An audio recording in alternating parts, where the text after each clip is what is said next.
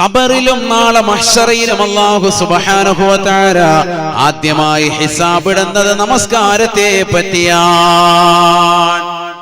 ഖബറിലേക്ക് ചെല്ലുമ്പോൾ നിന്റെ റബ്ബ് ആരാണ്, നിന്റെ നബി ആരാണ്, നിന്റെ ഇമാം ആരാണ്, നിന്റെ ഖിബ്ല ഏതാണെന്ന് ചോദിക്കുന്നത് പോലെ നാളെ ആഖിറത്തിൽ ചോദിക്കപ്പെടുന്നതും നാളെ പടച്ച റബ്ബിന്റെ ദർബാറിൽ ചോദിക്കപ്പെടുന്നതും ഇതെല്ലാത്തിനും ശേഷവും നമസ്കാരമാണ്. ഖബറിൽ ചോദ്യോത്തരങ്ങൾ പോലെയല്ല നാളെ മഹ്ശറയുണ്ടാവുക. അതെല്ലാം വ്യത്യസ്തമായ കോലമാണ്. അതുകൊണ്ടല്ലേ ഇബ്നു അബ്ബാസ് റളിയല്ലാഹു അൻഹു പറയുന്നത്, ഒരു മനുഷ്യന് മരണമെത്തി കഴിയുമ്പോൾ അവൻ ചിന്തിക്കുമത്രേ എത്ര വലിയ വേദനയാണ്, എത്ര വലിയ പ്രയാസമാണ്, എത്ര വലിയ നൊമ്പരമാ ഈ മരണത്തിന്റെ വേദന. അതുമായി ബന്ധപ്പെട്ടതായ രംഗങ്ങൾ, അസ്റായീൽ അലൈഹിസ്സലാം ആത്മാവ് പിടിക്കാൻ വരുന്നതാകുന്ന രംഗങ്ങൾ എത്ര വലിയ പ്രയാസമാണ്. അതിനുശേഷം 6 അടി മണ്ണിന്റെ ഇരുട്ടറയാകുന്ന ഖബറിലെ അവൻ ചെല്ലുമ്പോ ആ ഖബറിലെ ചോദ്യോത്തരങ്ങൾ കാണുമ്പോ എല്ലാത്തിനും ശേഷം വീണ്ടും അവനോട് ചോദിക്കുകയാണ്, നിന്റെ നമസ്കാരം എവിടെ, നമസ്കാരത്തെ പറ്റി ഖബറിൽ ചോദ്യോത്തരങ്ങൾ ഇടപെടുമ്പോ, നിന്റെ അമലുകളെ പറ്റി ചോദ്യോത്തരങ്ങൾ ഉണ്ടാകുമ്പോ അപ്പോൾ അവൻ കരുതുകയാണ്, അല്ലാഹ് എത്ര വലിയ വേദനയാണ്, എത്ര വലിയ ബുദ്ധിമുട്ടാണ് ഈ ഹിസാബ് ഇടൽ. യാ അല്ലാഹ്, മരണത്തിന്റെ വേദന ഇതിലേക്ക് ചേർത്ത് നോക്കുമ്പോ വളരെ കുറവായിരുന്നല്ലോ അല്ലാഹ്, എത്രമേൽ നിസ്സാരമായിരുന്നു അല്ലാഹ്. ഖബറിലേക്ക് ചെല്ലുമ്പോൾ അവൻ കരുതുമെന്ന് ഇബ്നു അബ്ബാസ് റളിയല്ലാഹു അൻഹുമാ. തീർന്നില്ല. ഖബറിൽ നിന്ന് ഖബർ പിളർന്ന നാളെ മഹ്ശറിലേക്ക് എത്തിപ്പെടുമ്പോ അതിന്റെ ഭീകരതകൾ അവന് കാണുമ്പോ അവൻ അവിടെ വെച്ചുകൊണ്ട് പറയുകയാണ്, അല്ലാഹ് എത്ര വലിയ ബുദ്ധിമുട്ടാണ് അല്ലാഹ്, മരണത്തിന്റെ വേദന ഇതിലേക്ക് ചേർക്കുമ്പോൾ എത്ര നിസ്സാരമായിരുന്നു അല്ലാഹ്. മരണത്തിന്റെ വേദന മാത്രമല്ല, ഖബറിലേതാകുന്ന ബുദ്ധിമുട്ടുകൾ, പ്രശ്നങ്ങൾ, ഖബറിലെ ഇടുക്കവും ഖബറിലെ ഞെരുക്കവും ഖബറിലെ അദാബുകളും ഖബറിലെ ചോദ്യോത്തരങ്ങളുമെല്ലാം ഈ ആഖിറത്തിലെ ഹിസാബിലേക്ക് ചേർത്ത് നോക്കുമ്പോ എത്ര എളുപ്പമായിരുന്നു അല്ലാഹ്. ഇത് പറയാതെ ഒരു മുഅ്മിനും പോകുകയില്ല, ഒരു മുഅ്മിനും എത്തുകയില്ല എന്ന് ഇബ്നു അബ്ബാസ് റളിയല്ലാഹു അൻഹുമാ. നമ്മളെല്ലാവരും അത് പറയും, അങ്ങനത്തെ ഒരു അവസ്ഥയിലേക്ക് എത്തും. അതുകൊണ്ട് ഈ ദുനിയാവിൽ ശരിക്കും അമൽ ചെയ്തോ. നബിയുനാ റസൂലുള്ളാഹി സ്വല്ലല്ലാഹു അലൈഹി വസല്ലമ തങ്ങൾ പറയുകയാണ്, മാ മിൻ മുഅ്മിനിൻ യമൂതു ഇല്ലാ ലഹു നദിമാ. സ്വഹാബ, മുഅ്മിനായ മനുഷ്യൻ ഈ ലോകത്ത് നിന്ന് വിട പറയുമ്പോ അവന് ദുഃഖമാണ്. അവൻ കരയുമേ, അവന്റെ മനസ്സ് വിറങ്ങലിക്കുമേ, മനസ്സ് പൊട്ടിക്കരയുമേ എന്ന് നബിയുനാ റസൂലുള്ളാഹി.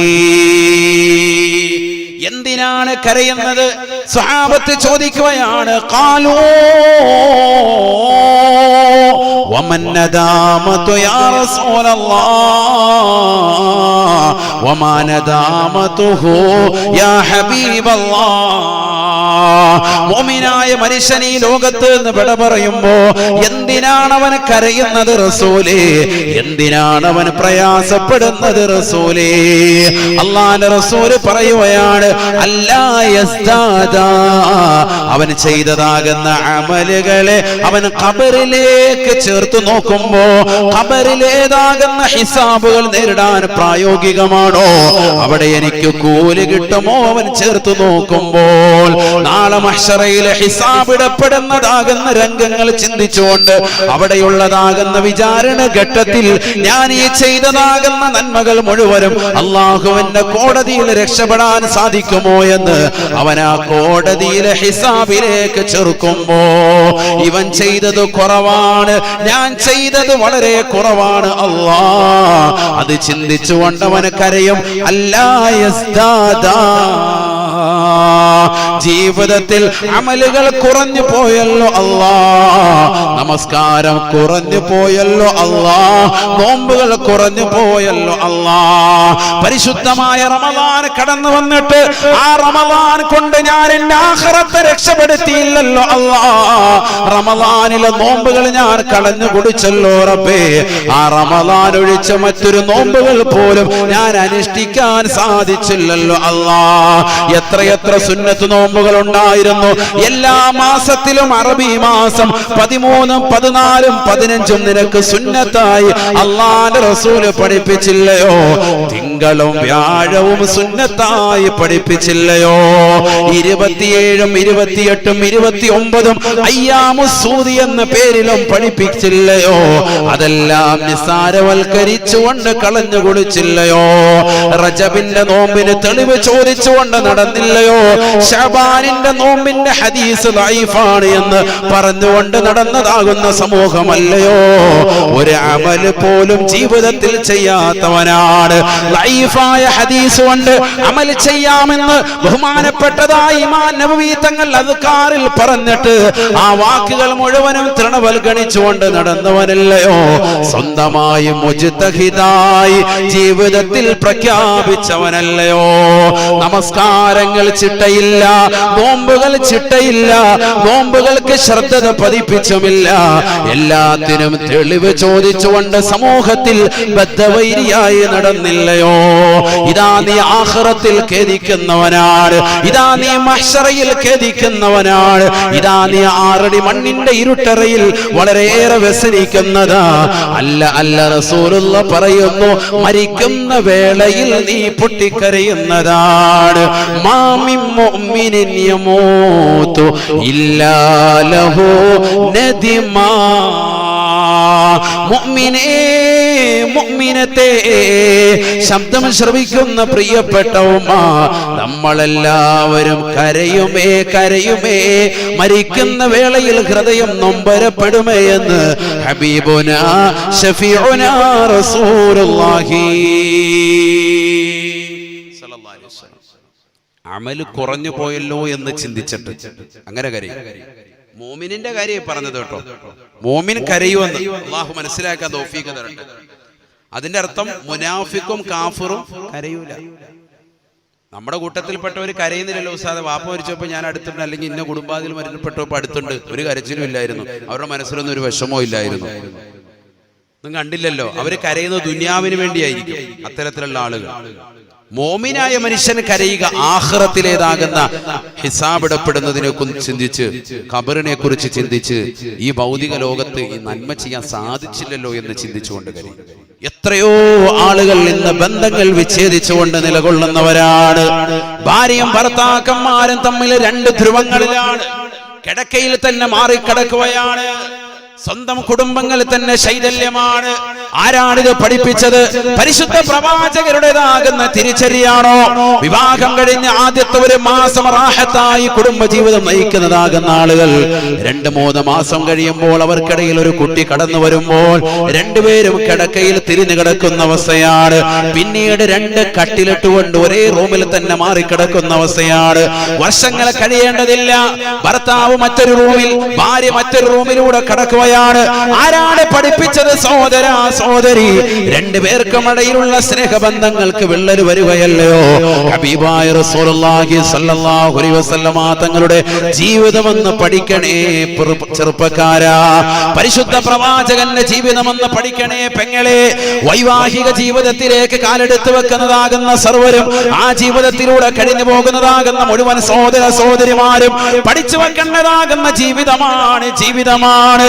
ഹബീബായ റസൂലുള്ളാഹി സ്വല്ലല്ലാഹു അലൈഹി വസല്ലമ തങ്ങളുടെ സംശുദ്ധമായ ജീവിതം 63 വയസ്സ് വരെ പ്രവാചകർ ജീവിച്ചുവല്ലോ. 23 വർഷക്കാലം പരിശുദ്ധമായ ദീനീ പ്രബോധന മേഖലയിൽ അല്ലാഹുവിന്റെ റസൂല് പരിശുദ്ധമായ ജീവിതം നയിച്ച വ്യക്തിത്വമാണ്.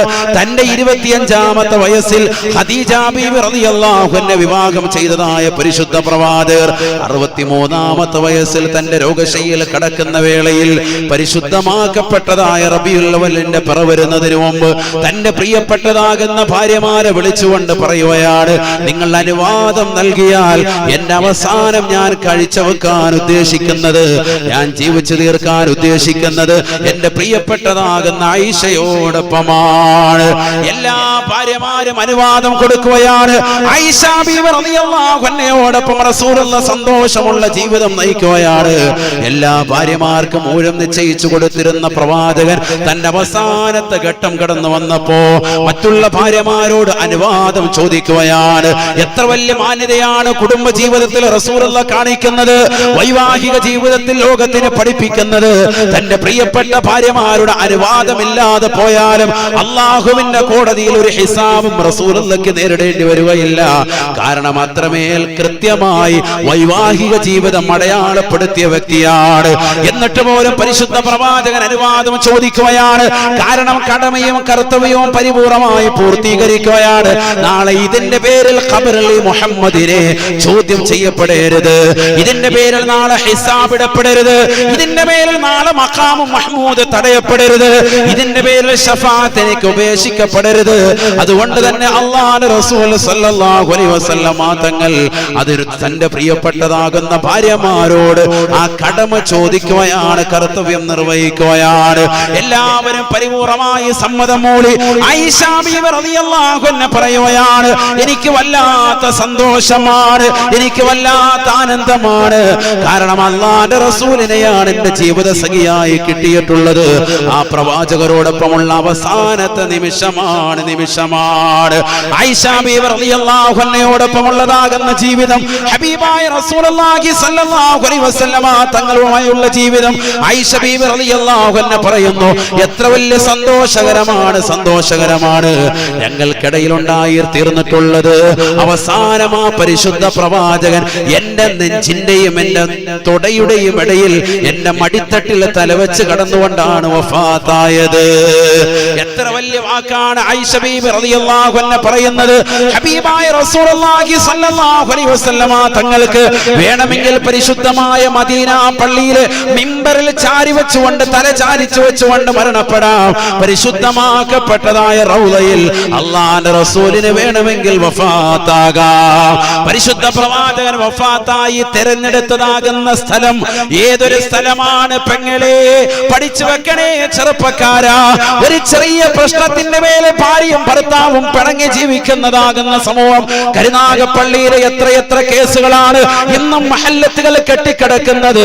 എത്രയോ മഹല്ലത്തുകളിൽ പ്രശ്നങ്ങളാണ്. ഒരു ചെറിയ വിഷയമുണ്ടാകുമ്പോ ഭാര്യയും ഭർത്താവും പിണക്കം വെക്കുന്നതായ ആളുകൾ. പഠിച്ചു വെക്കേണ്ട പാഠമാണ്. 25-ാമത്തെ വയസ്സിൽ വിവാഹം കഴിച്ച പ്രവാചകൻ നീണ്ടതാകുന്ന വർഷങ്ങൾക്ക് അവസാനം 63-ാമത്തെ വയസ്സിൽ വഫാത്താകുന്ന സമയത്ത് തന്റെ റൂഹ് അസ്റായീൽ അലൈഹിസ്സലാം അനുവാദം ചോദിച്ചുകൊണ്ട് പിടിക്കുന്ന വേളയിൽ തന്റെ പ്രിയപ്പെട്ട ഭാര്യയുടെ മടിത്തട്ടിൽ തലവെച്ചുകൊണ്ട് കടന്ന് ലോകത്തിന് മുഴുവനും വലിയതാകുന്ന വൈവാഹിക ജീവിതത്തിന്റെ മകുടോദാഹരണം തീർത്തതായ ഹബീബ് മുഹമ്മദ് മുസ്തഫ സല്ലല്ലാഹു അലൈഹി വസല്ലമ തങ്ങൾ നമുക്ക് സാധിക്കുമോ മുസ്ലിമേ? നമുക്ക് സാധിക്കുമോ പെങ്ങളെ? നമുക്കതിനു വേണ്ടി കഴിയണം. നമ്മുടെ കുടുംബ ജീവിതം അത്തരത്തിലായി മാറണം. വൈവാഹിക ജീവിതത്തിലൂടെയുള്ളൂ കുടുംബ ജീവിതത്തിലേക്ക് കടക്കുകയുള്ളൂ. നിന്റെ ജീവിതത്തിന്റെ സംശുദ്ധത അവിടെ മുതൽ കടന്നു വരൽ അനിവാര്യമാണ്. ഇന്ന് നമ്മൾ പലരും മോശപ്പെട്ടതാകുന്ന ശൈലിയാണ്. ഈ സമൂഹത്തിൽ അറിയപ്പെടണം, അതിനെന്റെ മകളുടെ കല്യാണം കാരണമാകണം, അതിനേറ്റവും വില കൂടിയതാകുന്ന ഓഡിറ്റോറിയം, ദിവസത്തിന് മണിക്കൂറിന് പറയുന്നതാകുന്ന സ്ഥലം ബുക്ക് ചെയ്യണം. ആരാണ് മുസ്ലിമേ നിനക്ക് പണം നൽകിയത്? ആരാണ് നിനക്ക് അധികാരത്തിന്റെ പരമോന്നത പദവി നൽകിയത്? ഒരു കാലഘട്ടത്തിൽ മുച്ചക്ര വാഹനം ഊട്ടിക്കൊണ്ട് ഈ കരുനാഗപ്പള്ളിയിലൂടെ നടന്നവനല്ലയോ ഇന്ന് അല്ലാഹു സുബ്ഹാനഹു വ തആല പണത്തിന്റെ പളവളപ്പ് നിന്റെ കൈകളിലേക്ക് നൽകിയപ്പോ ആ അല്ലാഹുവിനെ മറക്കുകയാണോ? ജഗന്നിയന്താവിനെ മറക്കുകയാണോ? മകന്റെയും മക്കളുടെയും കല്യാണം നാട്ടുകാരെയും പണക്കാരെയും ധനികരെയും വിളിച്ചു വരുത്തിയിട്ട് പാവപ്പെട്ടതാകുന്ന ഉലമാക്കളെ, പാവപ്പെട്ടതാകുന്ന പട്ടിണി പാവങ്ങളെ, നാട്ടിലുള്ളതാകുന്ന സജ്ജനങ്ങളെ, സ്വാലിഹീങ്ങളാകുന്ന ആളുകളെ കല്യാണത്തിന് ക്ഷണിക്കാതെ ആർഭാടം നടത്തുന്ന മുസ്ലിമേ, കൂത്തരങ്ങൾ ഉണ്ടാക്കുന്ന മുസ്ലിമേ, ഗാനമേള ട്രൂപ്പുകൾ സംഘടിപ്പിക്കുന്ന മുസ്ലിമേ, അർദ്ധനഗ്ന നഗ്നയാകുന്ന സ്ത്രീകളെ കൊണ്ടുവന്ന് വേശ്യാവൃത്തി പോലെ ഉള്ളതാകുന്ന ഡാൻസ് പ്രോഗ്രാമുകൾ നടത്തി ജനങ്ങളെ പുളകം കൊള്ളിക്കുന്നതാകുന്ന യുവാക്കളെ പഠിച്ചു വെക്കണേ. ഹിസാബിടുകയില്ലയോ, ആഖിറത്തിൽ വലിയതാകുന്ന ഹിസാബല്ലയോ? എന്തുകൊണ്ടാണ് കുടുംബ ബന്ധങ്ങൾ തകർന്നു പോകുന്നത്? വൈവാഹിക ജീവിതം ശാശ്വതമാകാത്തത് എന്തുകൊണ്ടാണ്? ആഖിറത്തിലേക്ക് മക്കൾ ഉപയോഗപ്പെടാത്തത് എന്തുകൊണ്ടാണ്? ഖബറിന്റെ അരികിൽ വന്നുകൊണ്ട് അസ്സലാമു അലൈക്കും പറയാൻ, അസ്സലാമു അലൈക്കും യാ അബീ, അസ്സലാമു അലൈക്കും യാ ഉമ്മീ, വാപ്പാ ഉമ്മ എന്ന് പറഞ്ഞുകൊണ്ട് പൊട്ടിക്കരഞ്ഞുകൊണ്ട് മക്കൾ വന്നുകൊണ്ട് ഖബറിങ്കൽ സലാം പറയാത്തത് എന്താണ്? വാപ്പയുടെയും ഉമ്മയുടെയും വിവാഹം ഒരു കാലഘട്ടത്തിൽ കരുനാഗപ്പള്ളിയെ പുളകം പൊളിയിച്ച കല്യാണമാണ്, വലിയ ഗംഗേമമാണ്. ഓഡിറ്റോറിയങ്ങൾ ഉണ്ടായിട്ട് പോലും അതിൽ കേവലം 20,000-ഓ 50,000-ഓ വാടക കൊടുത്താൽ കിട്ടുന്ന ഓഡിറ്റോറിയങ്ങൾ ഉണ്ടായിട്ട് പോലും പ്രവിശാലമായ ഓഡിറ്റോറിയങ്ങൾ ഉപേക്ഷിച്ചുകൊണ്ട് നാട്ടിൽ വലിയതാകുന്ന പന്തലിടുകയാണ്. ആ പന്തലിൽ വലിയതാകുന്ന മന്താപ്പുകൾ ഉണ്ടാക്കുകയാണ്, വലിയതാകുന്ന ആർഭാട സൗകര്യങ്ങൾ ഉണ്ടാക്കുകയാണ്. തന്റെ മുറ്റം നിറയെ വലിയ പന്തലിടുകയാണ്. കോടികൾ വിലമതിക്കുന്നതാകുന്ന ആർഭാടങ്ങൾ കൊണ്ടുവന്ന് തൂർത്തടിക്കുകയാണ്. എത്രയോ ഭക്ഷണങ്ങളാണ് കുഴിച്ചു മൂടുന്നത്. തൊട്ടപ്പുറത്ത് നിന്റെ അയൽവാസിയാകുന്ന അന്യമതത്തിൽപ്പെട്ട സഹോദര സമുദായത്തിൽപ്പെട്ട ആളുകൾ പട്ടിണി കിടക്കുന്നുണ്ട് എങ്കിൽ വയറ് നിറച്ചു ഉണ്ണുന്നവൻ എന്നിൽ പെട്ടവനല്ല എന്ന് ഹബീബുനാ റസൂലുള്ളാഹി. ഇതെല്ലാം സദസ്സുകൾ കിട്ടുമ്പോ, രാഷ്ട്രീയത്തിന്റെ ആകട്ടെ സമുദായത്തിന്റെ ആകട്ടെ സദസ്സുകൾ കിട്ടുമ്പോ കേറി നിന്നുകൊണ്ട് പ്രസംഗിക്കുന്ന ആളുകൾ സ്വന്തം ജീവിതത്തിലേക്ക് കടന്നു വന്നപ്പോ അത്തരത്തിലുള്ളതാകുന്ന സമുദായത്തിന്റെ നേതൃത്വം വലിയതാകുന്ന ആത്മീയതാകുന്ന പ്രഭയുണ്ട് എന്ന് പറഞ്ഞുകൊണ്ട് തലയിൽ തൊപ്പി വെച്ചുകൊണ്ട് നെറ്റിയിൽ തഴമ്പുള്ളതാകുന്ന ആളുകൾ അല്ലാഹുവിന്റെ ദീനിനെ സഹായിക്കാതെ കുഫിരിയത്തിന്റെ അഖിലുകാരുമായി ചങ്ങാത്തം പുൽകിക്കൊണ്ട് പ്രവർത്തനങ്ങൾ നടത്തുന്ന മുസ്ലിമീങ്ങളായി മാറിയില്ലയോ? നാളെ പടച്ച റബ്ബിന്റെ ദർബാറിൽ ഹിസാബിടപ്പെടുകയാണ്. മക്കൾ വഴിവഴയ്ക്കുകയാണ്. വാപ്പ വിളിച്ചാൽ തിരിഞ്ഞു നോക്കാത്ത മക്കൾ ഈ ദുനിയാവിലും പ്രയോജനപ്പെടുന്നില്ല, ഖബറിന്റെ സമീപത്തേക്ക് വരുന്നില്ല, ആഖിറത്തിലും പ്രയോജനവുമില്ല. സമ്പത്ത് മാത്രം മക്കൾ കൊണ്ടുപോവുകയാണ്. വാപ്പയുടെ സമ്പത്ത് മാത്രം ലക്ഷ്യം വെച്ചുകൊണ്ട് കൊണ്ടുപോകുകയാ. ഞാൻ അതുകൊണ്ട് തന്നെ സ്നേഹത്തോടുകൂടി പറയുന്നു, വൈവാഹിക ജീവിതത്തിലേക്ക് കാലെടുത്തു വെക്കുമ്പോ വളരെയേറെ ഗൗരവത്തിൽ ശ്രദ്ധിക്കണേ. മോശപ്പെട്ട ആർഭാടങ്ങൾ കുറയ്ക്കണേ. എന്തേ മുസ്ലിമേ പള്ളി നമ്മൾ തെരഞ്ഞെടുക്കാത്തത്? വെള്ളിയാഴ്ച ദിവസം എന്തുകൊണ്ടാണ് നിക്കാഹിനെ തെരഞ്ഞെടുക്കാത്തത്? അൽഹംദുലില്ലാഹ്, 100 കണക്കിന് ആളുകൾക്ക് മാറ്റമുണ്ടായിട്ടുണ്ട്.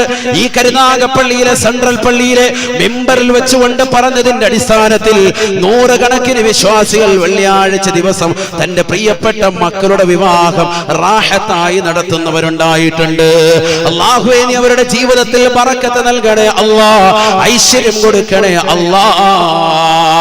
അന്യ സമുദായത്തിലെ ആളുകൾ വലിയ സംഭവമായി കാണിക്കുന്നതാകുന്ന ആഴ്ചകളിൽ, അത്തരത്തിലുള്ള ദിവസങ്ങളിൽ, അവരുടേതാകുന്ന പ്രോഗ്രാമുകൾ ചാർട്ട് ചെയ്യുന്നതാകുന്ന ദിവസങ്ങളിൽ തന്റെ പ്രിയപ്പെട്ട മക്കളുടെ വിവാഹം നടത്താൻ വേണ്ടി തുനിയുന്നവരെ, പള്ളി മാറ്റിയിട്ട് കമ്പോളം തിരഞ്ഞെടുക്കുന്നവരെ, അള്ളാഹുവിന് ദേഷ്യമുള്ള സ്ഥലമല്ലയോ പള്ളിയല്ലേ അള്ളാഹുവിന് ഏറ്റവും ഇഷ്ടപ്പെട്ട ഭവനം? എങ്ങനെയാണ് ജീവിതത്തിൽ ബറക്കത്തുണ്ടാവുക?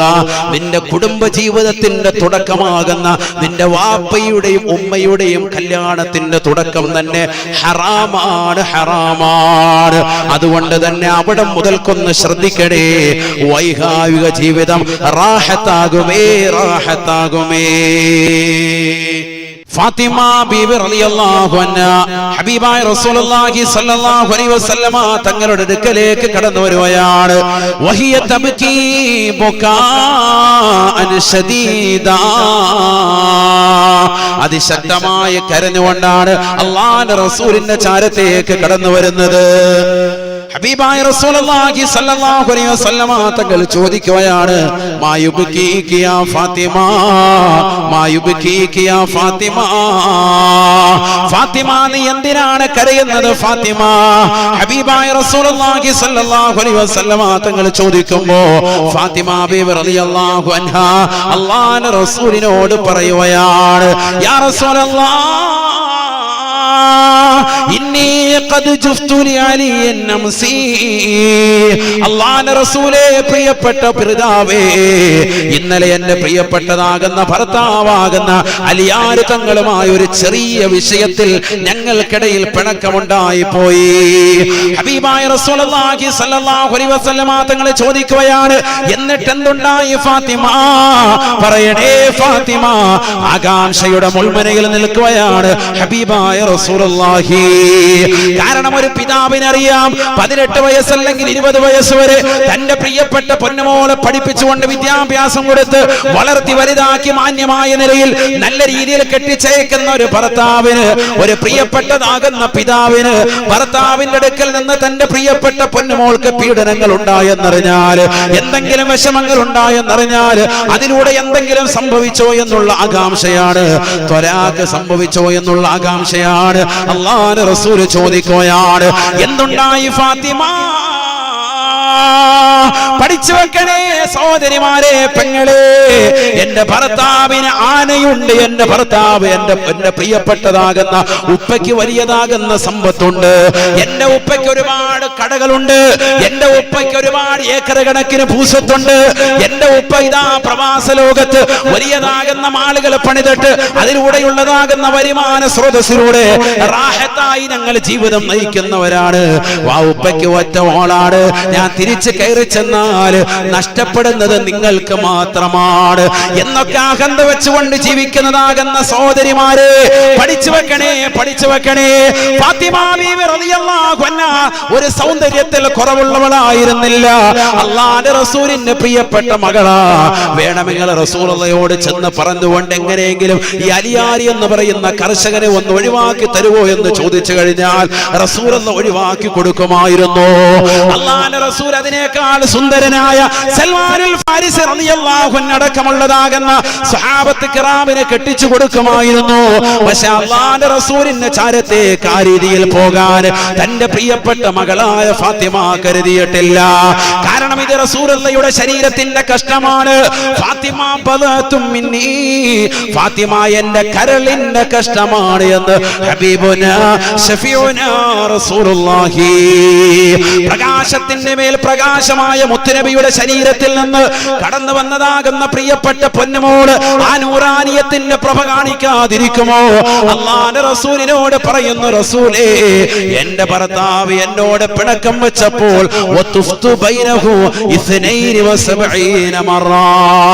എന്റെ ഭർത്താവിരിക്കുന്ന കസേരയ്ക്ക് ചുറ്റുവട്ടം 72 പ്രാവശ്യം ഞാൻ വലയം ചെയ്തു റസൂലേ. 72 പ്രാവശ്യം ഞാൻ വലയം ചെയ്തു റസൂലേ. വഖുൽതു, ഞാൻ പറഞ്ഞുകൊണ്ടിരുന്നു, ഇർലാനി യാ ഹബീബി, ഇർലാനി യാ ഹബീബി. എന്റെ ഭർത്താവേ, നിങ്ങൾ പൊരുത്തപ്പെടണേ പ്രിയതമാ, പൊരുത്തപ്പെടണേ, പൊരുത്തപ്പെടണേ. അറിയാതെ സംഭവിച്ചു പോയതാണെന്ന് പറഞ്ഞുകൊണ്ട് ഭർത്താവിനെ കൊണ്ട് പൊരുത്തപ്പെടിക്കാൻ ഞാൻ ശ്രമിച്ചു വന്ന് ആയി ബഹുമാനപ്പെട്ടതാകുന്ന ഫാത്തിമ ബീവി റളിയല്ലാഹു അൻഹാ ഹബീബായ റസൂലുള്ളാഹി സ്വല്ലല്ലാഹു അലൈഹി വസല്ലമ തങ്ങൾ ചോദിക്കുകയാണ്, എന്നിട്ടോ ഫാത്തിമ എന്തുണ്ടായി? പറയൂ ഫാത്തിമ. ഫാത്തിമ ബീവി റളിയല്ലാഹു അൻഹ പറയുകയാണ്,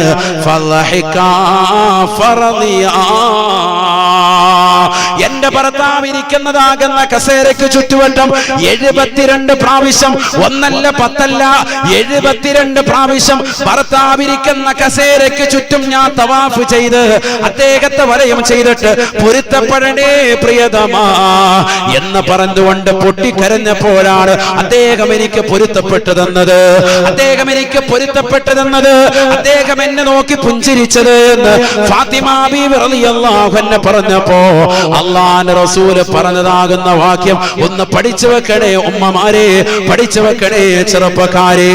വൈവാഹിക ജീവിതത്തിലേക്ക് കാലെടുത്തു വെച്ച് കുറഞ്ഞ ദിവസം കൊണ്ട് ഭർത്താവിന്റെ അടുക്കൽ നിന്ന് ഒളിച്ചോടാ തയ്യാറായി നിൽക്കുന്ന പെങ്ങൾമാരെ, 4 പ്രസവിച്ചതാകുന്ന സഹോദരിമാരടക്കം കരുനാഗപ്പള്ളിയിൽ നിന്ന് അന്യമതത്തിൽപ്പെട്ടവരോടൊപ്പം മുസ്ലിം സമുദായത്തിൽപ്പെട്ട അവൾ കന്യരാകുന്ന ചെറുപ്പക്കാരുമായി ഒളിച്ചോടിപ്പോയ സഹോദരിമാരില്ലയോ?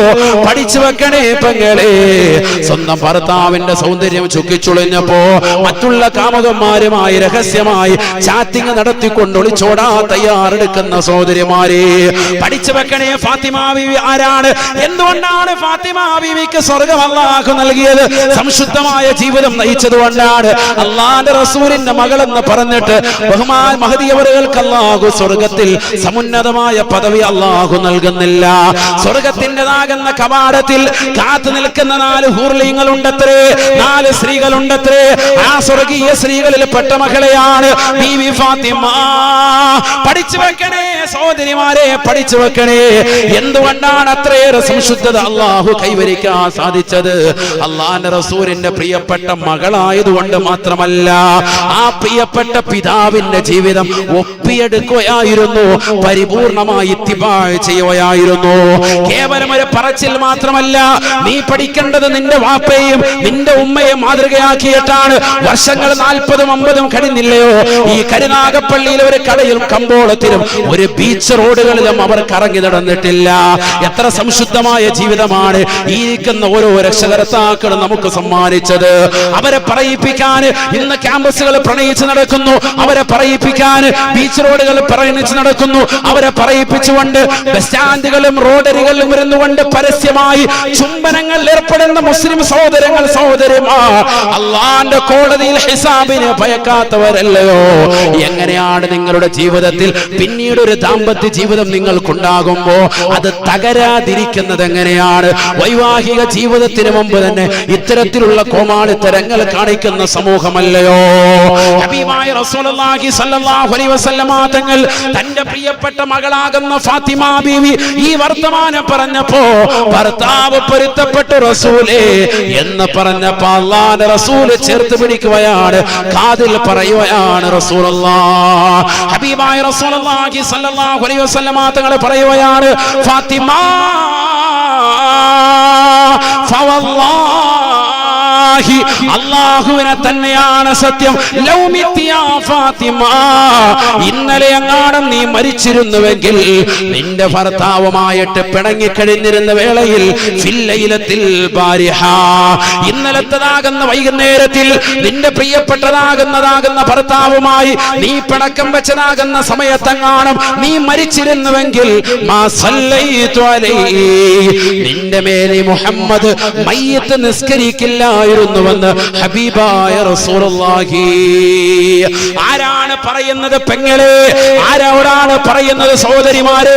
പഠിച്ചു വെക്കണേ, പഠിച്ചു വെക്കണേ. അല്ലാഹുവിന്റെ റസൂലാണ് പറയുന്നത്. ഒരു വേള പ്രവാചകനാണ് പറഞ്ഞത്, ഇതെന്റെ കരളിന്റെ കഷ്ടമാണ്, ഇതെന്റെ ഹൃദയത്തിന്റെ തുടിപ്പാണ്, ഇതെന്റെ ജീവിതത്തിന്റെ അഭിലാഷമാണ്. എന്തെല്ലാം പറയാമോ?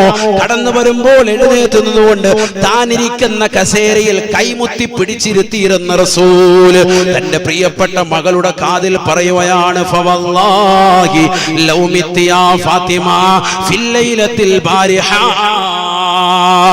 ഇന്നലത്തെ വൈകുന്നേരം എങ്ങാനും നിന്റെ ഭർത്താവാകുന്ന കർഷകനായ പാവപ്പെട്ടവനാകുന്ന അലിയാരുമായിട്ട് പിണങ്ങി കഴിഞ്ഞിരുന്ന വേളയിലെങ്ങാനും നീ മരിച്ചിരുന്നെങ്കിൽ മാ സല്ലൈതു അലൈകി യാ ഫാത്തിമ, നിന്റെ മേലെ മുഹമ്മദ് മയ്യിത്ത് നിസ്കരിക്കില്ലായിരുന്നുവെന്ന് ഹബീബായ റസൂലുള്ളാഹി.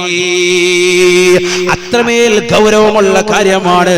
എന്നിട്ട് റസൂലുള്ള ലോകത്തോട് പറയുകയാണ്, ഫാത്തിമയെ സാക്ഷി നിർത്തി പഠിച്ചു വെക്കണേ. കരുനാഗപ്പള്ളിയിലുള്ള ഓരോ ഉമ്മമാരുടെയും ഓരോ സഹോദരിമാരുടെയും ഹൃദയാന്തരങ്ങളിൽ വരിഷ്ഠമായ ബിന്ദുക്കളെ കൊണ്ട് താലോലിക്കേണ്ട വാക്കാണ്. അല്ലാഹുവിന്റെ റസൂല് പറയുകയാണ്, ഫാത്തിമ പഠിച്ചു വെക്കണേ, പഠിച്ചു വെക്കണേ. എന്തുകൊണ്ടാണ് നിന്റെ മയ്യിത്ത് നിസ്കരിക്കില്ല എന്ന് പറയാൻ കാരണം, വൈന്നരിളല്ലാഹി അലാ സൗജി വസുഖത്തല്ലാഹി അലാ സുഖത്തി സൗജി. ഈ ലോകത്തിന്റെ തമ്പുരാനായ ജഗന്നിയന്താവായ, ഈ ലോകത്തിന്റെ പരിപാലകനായ സർവേശ്വരനായ, ഈ ലോകത്തിന്റെ സർവാധിപതിയായ, ഈ ലോകത്തിന്റെ സൃഷ്ടികർത്താവായ അല്ലാഹു എന്ന ജഗന്നിയന്താവായ പരിപാലകനായ പടച്ചറപ്പിന്റെ സംതൃപ്തി ആർക്കെന്നറിയുമോ പെങ്ങളെ? ഭർത്താവിന്റെ സംതൃപ്തി ഉള്ളവൾക്കാണ് എന്ന് ഹബീബായ റസൂലുള്ളാഹി. വസുഖതല്ലാഹി അലാ സുഖതി സൗജി. അല്ലാഹു എന്ന ജഗന്നിയന്താവായ പരിപാലകനായ പടച്ചറപ്പിന്റെ കോപം ആർക്കെന്നറിയുമോ? സ്വന്തം ഭർത്താവ് ആരുടെ മേലാണോ കോപിച്ചത് ആ പെണ്ണിന്റെ മേലാണ് അല്ലാഹുവിന്റെ കോപമുണ്ടാവുക എന്ന് ഹബീബായ റസൂലുള്ളാഹി. അതുകൊണ്ട് ഭർത്താവ് പിണങ്ങിയോ ഭാര്യ പിണങ്ങിയോ അതല്ല വിഷയം, എത്രയും പെട്ടെന്ന് പോയി പൊരുത്തപ്പെടിക്കണേ. ആരാണോ ആദ്യം കടന്നു ചെന്നുകൊണ്ട് സലാം പറയുന്നത് അവന് സ്വർഗം പുൽകിപ്പോയെന്ന് ഹബീബായ റസൂലുള്ളാഹി സല്ലല്ലാഹു അലൈഹി വസല്ലം.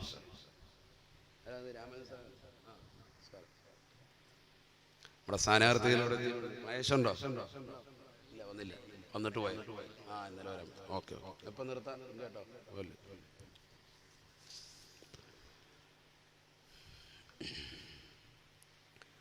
രാശകോട്ട കഴിഞ്ഞാലേ എല്ലാം കഴിഞ്ഞു. അപ്പൊ അതുകൊണ്ട് ശ്രദ്ധിക്കുക. ചെറിയ കാര്യമല്ല, നിസ്സാര വിഷയമല്ല, ഗൗരവമുള്ള വിഷയമാണ്. ഞാനിത് പറഞ്ഞപ്പോൾ ഈ ചരിത്രങ്ങൾ പറഞ്ഞു പോയതാണ്, മറ്റൊന്നും കൊണ്ടല്ല. വൈവാഹിക ജീവിതം അത്രമേൽ പ്രധാനമാണ്, ഗൗരവമായിട്ട് നമ്മൾ കണക്കാക്കേണ്ടതാണ്, ഗൗരവമായി കണക്കാക്കേണ്ടതാണ്. വളരെ സംശുദ്ധ നമ്മുടെ ജീവിതത്തിൽ വരുത്തണം, തീർച്ചയായിട്ടും വരുത്തണം. നിസ്സാര കാര്യമല്ല. നബിയുനാ റസൂലുള്ളാഹി സ്വല്ലല്ലാഹു അലൈഹി വസല്ലമ തങ്ങളെ കുറിച്ച് അതുകൊണ്ടല്ലേ ആയിഷ ബീവി റളിയല്ലാഹു അൻഹ പറഞ്ഞത്, അല്ലാഹുവിന്റെ റസൂലിന്റെ സ്വഭാവം എന്താണ് എന്ന് മരണപ്പെട്ടതിന് ശേഷം, വഫാത്തായതിന് ശേഷം ആയിഷ ബീവി റളിയല്ലാഹു അൻഹയോട് ചോദിക്കുമ്പോൾ ആയിഷ ബീവി റളിയല്ലാഹു അൻഹ പറയുകയാണ്, സ്വന്തം ഭർത്താവിനെ കുറിച്ച് ഒരു ഭാര്യ പറയുന്ന വാക്കാണ്, കാന ഖുലുഖുഹു അൽ ഖുർആൻ. എന്റെ ഭർത്താവിന്റെ സ്വഭാവം അത് ഖുർആനാണ്, ഖുർആനാണ്. വെറുതെ ഖുർആൻ ഓതിക്കൊണ്ടിരുന്നാൽ പോരാ, ഖുർആനിന്റെ ജീവിതം ജനങ്ങൾക്ക് കാണിക്കണം. ആചാര്യൻ ഭയങ്കര ഖുർആനോത്ത്, ഭയങ്കര നിസ്കാരം, നെറ്റിയിൽ ഭയങ്കര തഴമ്പൊക്കെ ഉണ്ട്. പെണ്ണുങ്ങൾ എവിടെയാണ്? പെണ്ണുങ്ങളായിട്ട് തലാക്കായി ഉസ്താദേ, റാഹത്താ, ഇത്തക്കാ ജീവിക്കുന്നത്. പോയില്ലേ? പെണ്ണുങ്ങളുമായിട്ട് യാതൊരു ബന്ധവുമില്ല, അവരുടെ കാര്യങ്ങൾ നോക്കുന്നില്ല, സ്വന്തം കാര്യം മാത്രം സിന്ദാബാദ്.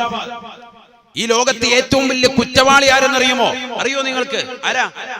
റസൂലുള്ളാഹി പഠിപ്പിച്ചിട്ടുണ്ട്, കഫാ ബിൽ മർഇ ഇസ്മൻ അൻ യുളയ്യ മൻ യഖൂത്. ചെലവ് കൊടുക്കേണ്ടവർക്ക് ചെലവ് കൊടുക്കാതെ സ്വന്തം മാതാപിതാക്കളെയും ഭാര്യയും കുടുംബത്തെയും പട്ടിണിക്കിടുന്നതാകുന്ന ആളാണ് ലോകത്തെ ഏറ്റവും വലിയ കുറ്റവാളി എന്ന് സയ്യിദുനാ റസൂലുള്ളാഹി. പഠിക്കണം ഈ ഉമ്മത്ത്, ഈ സമുദായം മനസ്സിലാക്കണം. എന്റെ ശബ്ദം ശ്രവിക്കുന്ന സഹോദര സമുദായത്തിലുള്ളതാകുന്ന സുഹൃത്ത് വലയങ്ങൾ അമ്മത്തൊട്ടിൽ അധികരിച്ചു. എന്താണ് സമൂഹത്തിന്റെ അവസ്ഥ? മാതാപിതാക്കൾ അവരെ നോക്കാൻ ആളില്ല, അവരെ നോക്കുന്നില്ല, അവർക്ക് വേണ്ടുന്നതാകുന്ന ശുശ്രൂഷകൾ കൊടുക്കുന്നില്ല, അവരെ കൊണ്ടുപോയി ഇടാൻ വേണ്ടി വൃദ്ധസദനങ്ങൾ അധികരിച്ചു. ഇതാണ് കാലഘട്ടം. സമ്പത്ത് കൂടുമ്പോഴുള്ള അവസ്ഥ ഇതാണ്. അള്ളാഹു നമ്മുടെ മക്കളെയൊക്കെ സാലിഹീങ്ങൾ ചേർക്കട്ടെ, അള്ളാഹു ചേർക്കട്ടെ. സമ്പത്ത് കൂടുമ്പോഴും നമ്മൾ അവർക്ക് കൊടുക്കേണ്ടത് ആത്മീയതയാണ്, അത് കൈമോശം വരാൻ പാടില്ല.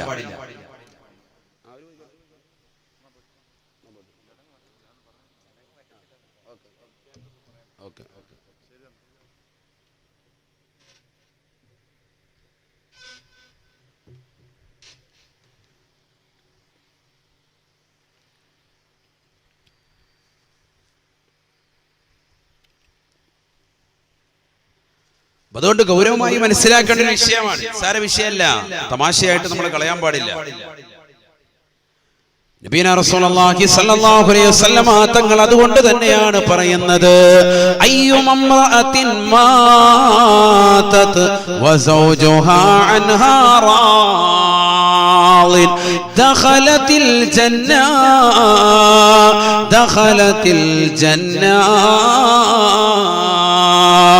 നബിയുനാ റസൂലുള്ളാഹി സ്വല്ലല്ലാഹു അലൈഹി വസല്ലമ തങ്ങൾ ഉറപ്പെടുത്തുകയാണ്, പഠിച്ചു വെക്കണേ സഹോദര സഹോദരി, ഉമ്മമാരെ പ്രത്യേകമായി കാതുകൊടുത്തൊന്ന് കേൾക്കണേ. അയ്യുമംറഅത്തിൻ മാതത്, ഒരു പെണ്ണ് ഈ ലോകത്ത് നിന്ന് വിട പറഞ്ഞു പോയി, വസൗജുഹാ അൻഹാ റാ, അവളുടെ ഭർത്താവ് അവളെ കൊണ്ട് സംതൃപ്തനാണ്. എന്റെ ഭാര്യ, ഞാൻ അവളുമായി മധുവിധു ആഘോഷിച്ചവനാണ്. എനിക്ക് ഭക്ഷണം പാചകം ചെയ്ത് തന്നവളാണ്. എന്റെ മക്കളെ പോറ്റിയവളാണ്. അവർക്ക് മുലപ്പാല് നൽകിയവളാ. എന്റെ വീട് അടിച്ചു വാരി വൃത്തിയായി സൂക്ഷിച്ചവളാണ്. ഞാനിതാ 30-40 വർഷം ജീവിച്ചു. സന്തോഷകരമായ ജീവിതമായിരുന്നു അവളുമായിട്ടുണ്ടായിരുന്നത്. ഒരു പ്രശ്നവുമില്ല, ഒരു അലട്ടലുമില്ല. ഭക്ഷണമുണ്ടെങ്കിൽ സന്തോഷമാണ്, ഭക്ഷണമില്ലെങ്കിൽ അതൊന്നും പ്രശ്നമല്ല. എല്ലാം സമാധാനത്തോടുകൂടി ആശ്വാസത്തോടുകൂടി ഭർത്താവിനോടൊപ്പം നിലകൊള്ളുന്നതായ ഭാര്യ. അല്ലാഹുവിന്റെ റസൂൽ പറയുകയാണ്, ഭർത്താവ് സംതൃപ്തനാണ് എങ്കിൽ അവൾ തീർച്ചയായും സ്വർഗത്തിലാണ്. ദഖലത്തിൽ ജന്ന, സ്വർഗത്തിൽ പ്രവേശിച്ചുവെന്ന് നബിയുനാ റസൂലുള്ളാഹി.